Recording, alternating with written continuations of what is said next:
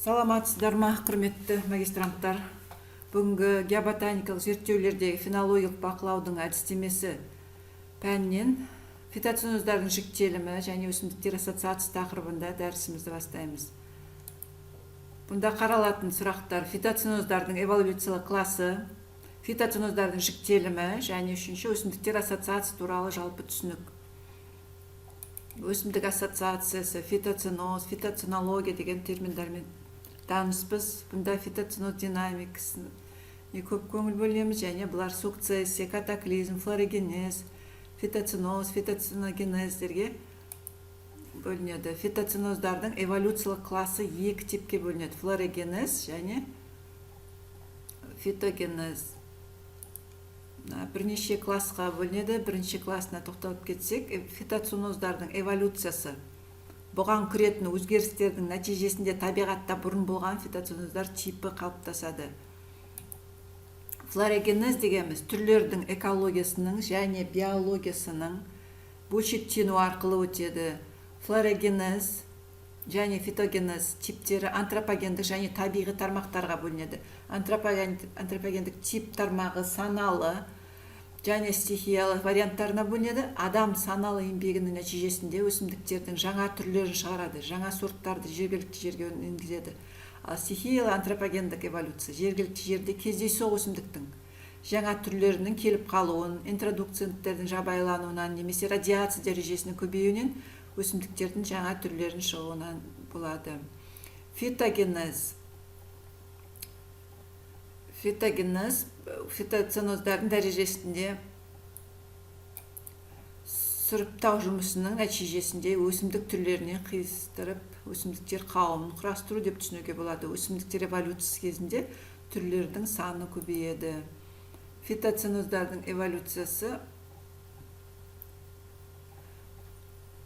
бұл Быковтың 1978 жылы анықтамасы бойынша фитоценогенез фитоценоздардың эволюциясы деп аталған. Бұл эволюция фитоценоздардың құрамына кіретін өсімдіктер қауымының жаңа типтерінің ассоциациялар, формациялар түрлері пайда болуына алып келеді. Фитоценогенез клибриді балдырларының құрлыққа шығуынан басталады. Шалғындықтарда өсімдіктеріне және өскен ортасының жағдайына қарай аңғар шалғындары, лугоподъемные дейді, орманды алқап шалғындары, луга лесные, сай-сала шалғындары, луга суходольные, сулы алқапты шалғындығы, лугопойменные деп бөле-білді. Осы қажеттілікпен пайдаланылатын жерлерді типтерге бөлуде өсімдіктер жабыны белгілеріне сүйене отырып, өсімдіктер жабынын жіктеудің түпкі негізі мақсаты анықталынады. Өсімдіктер жабындарының типтеріне қойған аттарының және берген түсініктерінің біреулері көлемі және мазмұны жағынан өте кең, мысалы орман. Екіншілер тар көлемді және жеке қылқан жапырақты орман немесе қара орман. Үшіншілері одан да тар мағынада қарағайлы орман, шыршалы орман деп бөлген. Осылайша өсімдіктер жабынының халық ұсынған классификациясы пайда болды. Өсімдіктер жабыны туралы ілімнің алға дамуына байланысты олардың жіктемелік бірліктерін флоралық жүйесіндегі түр, туыс, тұқымдас сияқты барлық жерге бірдей жүйеге келтіру қажет болды. Фитоценоздар өте динамикалық құбылыс. Кез келген уақытта фитоценозда оның маусымдық флуктуациялық немесе сукцессиялық күйлері бейнеленеді. Қазіргі кезде адамдардың әртүрлі әсер ету нәтижесінде өсімдіктер жабындарында фитоценоздардың көптеген байырғы және туындық модификациялары кездеседі. Табиғатта әртүрлі фитоценоздардың бір типке жатқызатын, яғни конвергенция, әртүрлі текті организмдердің ұқсас белгілерінің болуы құбылыстарын жиі кездестіруге болады. Әрине, мұндай жағдайларда фитоценоздардың конвергенциясы емес, доминанттардың конвергенциясы деп түсінген дұрыс. Конвергенциямен қатар табиғатта дивергенцияның да бұл организмдердің ортақ белгілерінің ұқсастық қасиеттерінің жойыла басталуы. Осыларды байқауға болады. Фитоценоз типтерін белгілейтін терминдер формация, физиономиялық сыртқы көрінісіне байланысты ассоциация деп бөлеміз.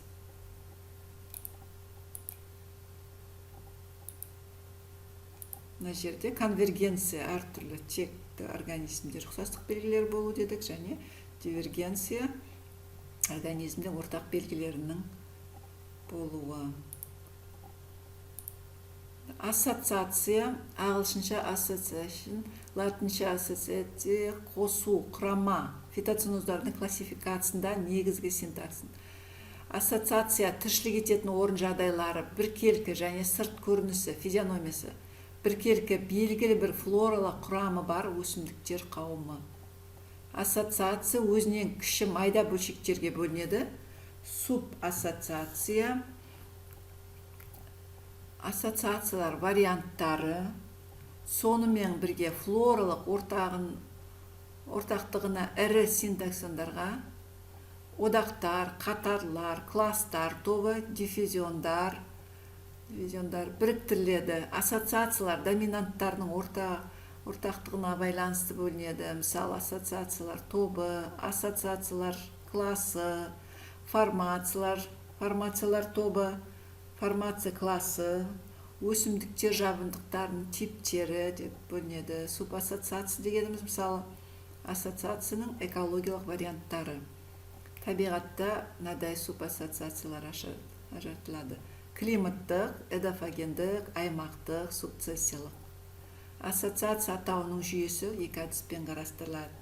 Бірінші диагностикалық түрлері, мысалы ПЦ, БЕС, Кюрсис, Робикс, Карикс, Пелоция. Басым ярустағы доминанттар, мысалы сфагнум, осиконим сияқты өсімдіктер қарастырылады.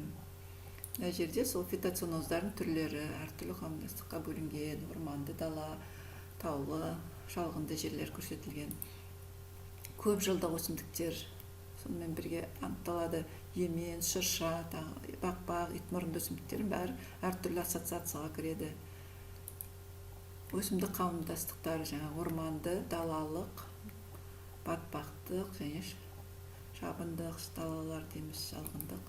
Фитоценоздар сонымен бірге табиғи және жасанды жолдармен жүре болады. Өсімдік қауымдастықтардың түрлері, мысалы жапырақты орман, топырақ минералдарға бай, сондықтан түрлер құрамы алуан түрлі.